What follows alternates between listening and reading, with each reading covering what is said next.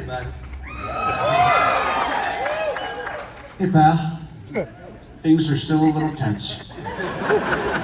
You know, I said I would only come back if there was a real reason. And in Doomsday, there is a very real reason that these...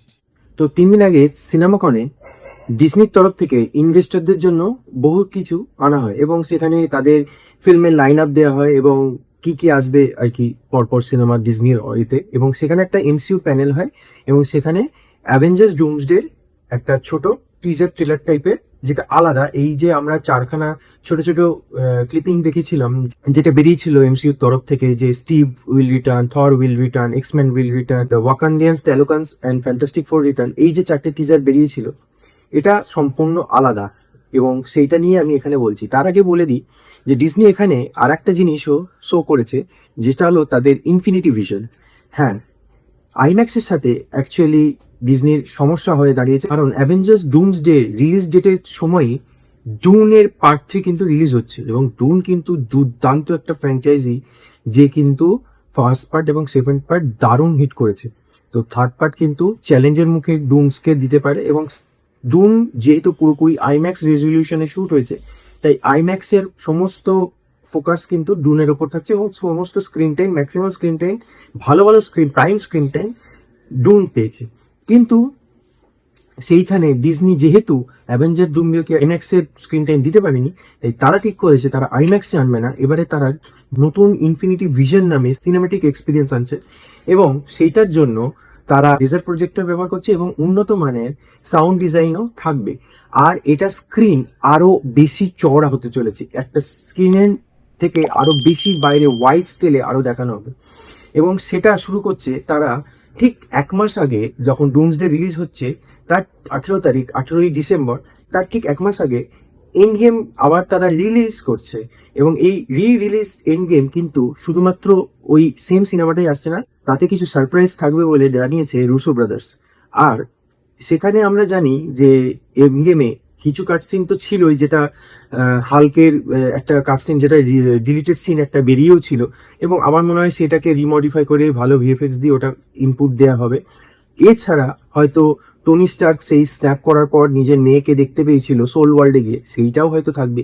কিন্তু যেহেতু Kevin ফাইগি সিনেমাকনে বলেছে যে and গেমের যেখানে and হচ্ছে সেখান থেকেই শুরু হচ্ছে এই অ্যাভেঞ্জার্স ডুমসডে, তাই আমার ধারণা কিছু এক্সট্রা সিনস তো থাকবে এই এন্ড গেমের এন্ডে, সেটা পোস্ট ক্রেডিট সিন হতে পারে বা অন্য কিছু, কারণ পোস্ট ক্রেডিট সিন কিন্তু এন্ড গেমে সেইভাবে ছিল না।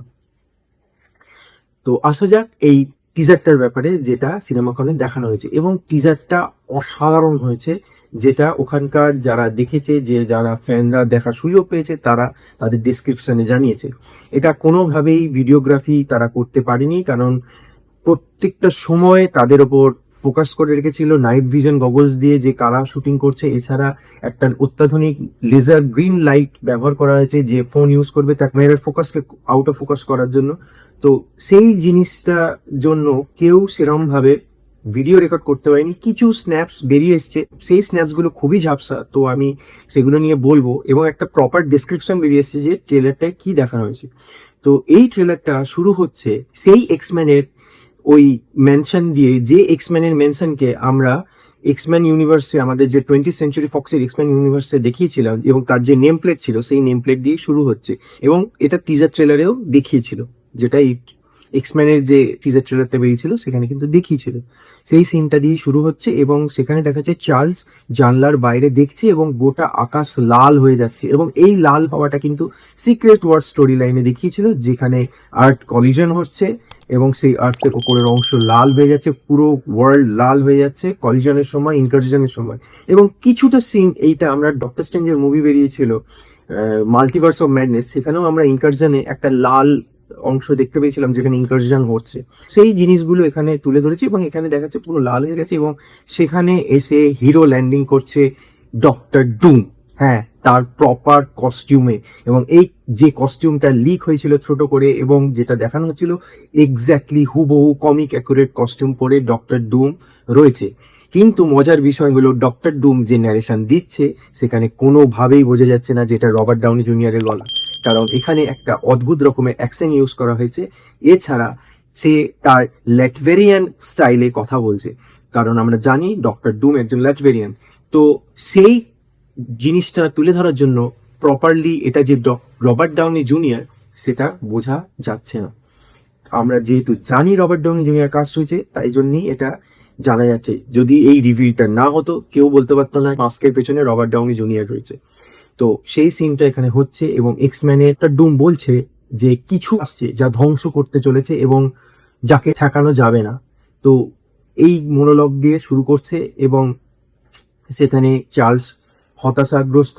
এখানে ছোট সিকোয়েন্সে ফাইট সিকোয়েন্স দেখানো হয়েছে, যেখানে গ্যাম্বিতের সাথে স্যাংচির ফাইট সিকোয়েন্স দেখানো হয়েছে। এখানে থর হেভিওয়েট স্পিচ দিচ্ছে, যেখানে সে বলছে যে আমরা এতদিন ধরে যাদের সাথে লড়েছি, যেভাবে লড়েছি, এটা কিন্তু তার চেয়েও বিশাল শক্তিশালী এবং তার বিরুদ্ধে লড়তে গেলে আমাদের একত্রিত হতেই হবে। এখানে আমরা কোনো আলাদাভাবে থাকতে পারবো না এবং এখানে তার বিরুদ্ধে আমাদের একসাথেই লড়তে হবে, এইরকম একটা হিরোইক অ্যাপ্রোচ দিচ্ছে। এখানে আমরা সিনে দেখছি যে মিস্টিক অর্থাৎ এক্সম্যানের যে মিস্টিক, সে ইয়েলেনার রূপ ধারণ করছে এবং ইয়েলেনার সাথে ফাইট হচ্ছে। এছাড়া এখানে আমরা দেখতে পাচ্ছি যে থর তার স্টর্মবেকার হাতে ডক্টর ডুমের সামনে দাঁড়িয়ে আছে এবং সে আবার সেই পাওয়ার চার্জ আপ করে ডক্টর ডুমের উপর হামলা করছে। কিন্তু মজার বিষয় হলো ডক্টর ডুম কিন্তু এক হাতে স্টর্মবেকারকে ধরে নিয়েছে এবং সেটাকে হয়তো ভেঙেও দেবে। তো ডক্টর ডুমের ক্ষমতা বোঝাই যাচ্ছে। এছাড়া যে সিকোয়েন্সটা দেখিয়েছিল, যে ওয়াকান্ডান সিকোয়েন্সটা, যেখানে সুরি হেঁটে যাচ্ছে সামনের দিকে এবং দূরে একটা ল্যান্ডস্কেপ দেখানো হচ্ছে বালি, সেইটা কিন্তু আমরা মনে হচ্ছিল যে দূরে হয়তো কোনো স্পেসশিপ থাকতে পারে, যেটা গ্রাফিক্যালি চেঞ্জ করা হয়েছে আমাদের জন্য, আমাদের বোকা বানানোর জন্য।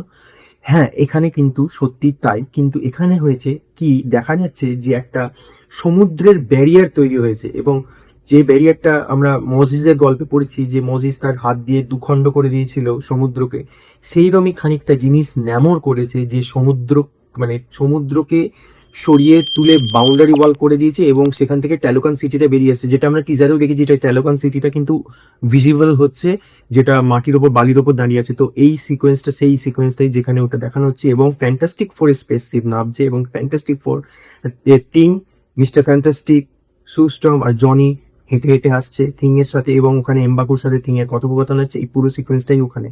এর সাথে কিন্তু থরও আসছে, তার মানে ফ্যান্টাস্টিক ফোরের সাথে থরের একটা মিলাপ হবে সেটা কোনো একটা সিকোয়েন্সে। এছাড়া আমরা অ্যাভেঞ্জার্সের টাওয়ারকেও দেখতে পাচ্ছি, দ্য নিউ অ্যাভেঞ্জার্সের, যেখানে আমরা থান্ডারবোল্টসের শেষে যখন অ্যাভেঞ্জার্সের এ লোগোটা দেখেছিলাম, সেই এ লোগোটাই এখানে অ্যাভেঞ্জার্স টাওয়ারে লাগানো আছে বড় করে। আর এই অ্যাভেঞ্জার্স টাওয়ারটা প্রথমে যখন থান্ডারবোল্টসে দেখিয়েছিল যে ওটা কেনা হয়েছিল এবং সেটা রিপেয়ার চলছিল, এটা কিন্তু প্রপারলি তৈরি হয়ে গেছে। এর কিছুটা ঝলক, একটা নাইট সিকোয়েন্সের ঝলক আমরা ডেয়ারডেভিল বর্ন এখানে সিজন 2-তে দেখতে পেয়েছি। এছাড়া এখানে সাইক্লপসের সেই সিনটা দেখানো হয়েছে, যেখানে সে তার ওই অপটিক ব্লাস্ট করছে এবং তার পেছনে সেন্টিনিয়ালসরা আসছে এবং সেন্টিনিয়ালস এক কোথায় মুন্ডু পড়ে কেটে পড়ে আছে। তো বোঝা যাচ্ছে এখানে ডক্টর ডুম কিন্তু কিছু একটা ম্যাজিক্যালি ম্যানিপুলেট করেছে। এবং সুস্টমকে এখানে আবার সেই ফ্যান্টাস্টিক ফোরে যেমন দেখিয়েছিল, সে তার পাওয়ারফুল ফোর্স দিয়ে একটা, আর যে সিল্ড ওয়েব সিল্ড, যে সিল্ডের যার আছে গ্যালেক্টাসকে বার করে দিয়েছিল ওই ইউনিভার্স থেকে, তো সেইরকমই ধরনের আরো বেশি স্ট্রং একটা ফোর্স ফিল্ড সিল্ড সে বার করছে। কিসের উদ্দেশ্যে সেটা জানা যাচ্ছে না, কিন্তু সে ওটা বার করছে এবং প্যান্থার ওই সিটটায় ওঠার আগে বাউ করেছিল এইভাবে।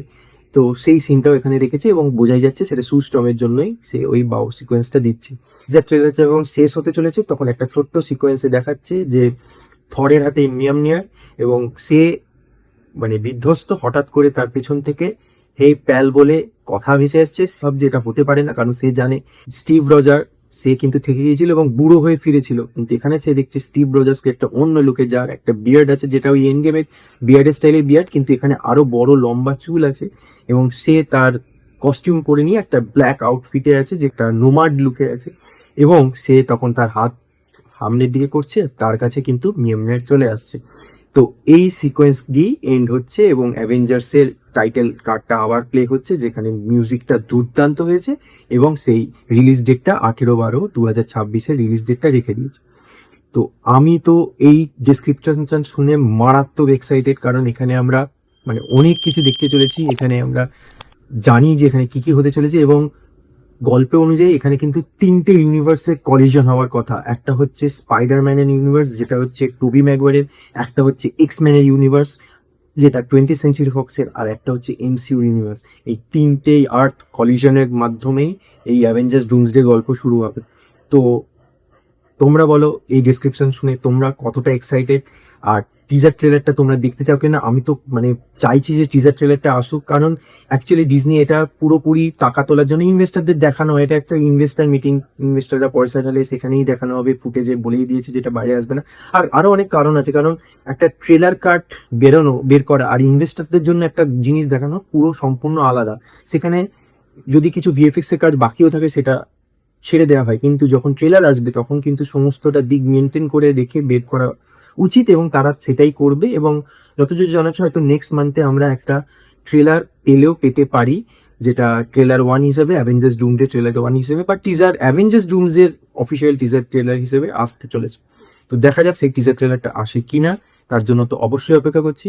আর সিনেমাটার জন্য তো মন প্রাণ দিয়ে অপেক্ষা করছি।